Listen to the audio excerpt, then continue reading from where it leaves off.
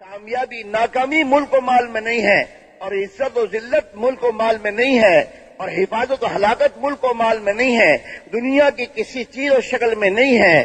کامیابی اور ناکامی کا تعلق ایک اللہ کی ذات سے ہے، اور موت و حیات کا تعلق ایک اللہ کی ذات سے ہے۔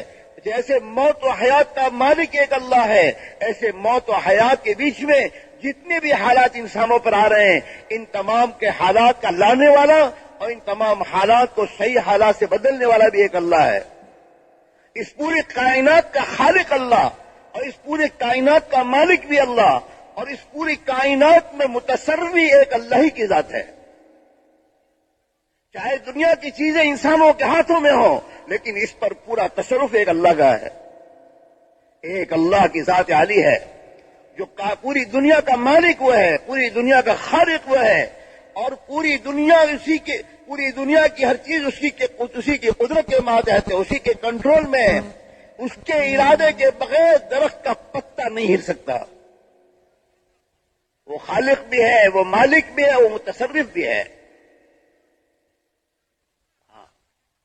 یدبر الامر من السماء الى الارض، جو کچھ دنیا میں ہو رہا ہے اس کا تعلق اللہ کی ذات سے ہے۔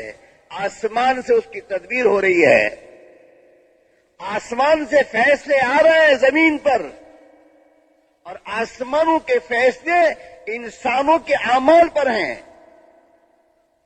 جیسے اعمال انسانوں کے اوپر جا رہے ہیں، آسمان سے ایسے فیصلے آ رہے ہیں۔ جب انسان اللہ کو مان کر، اللہ کی مان کر زندگی گزارنا شروع کرتا ہے، اللہ کو ماننا جیسا کہ وہ اپنی ذات و صفات کے اعتبار سے ہے، وہ تنہا ہے، اکیلا اپنی ذات و صفات کے اعتبار سے ہے، اور اس کے خزانے لامحدود ہیں۔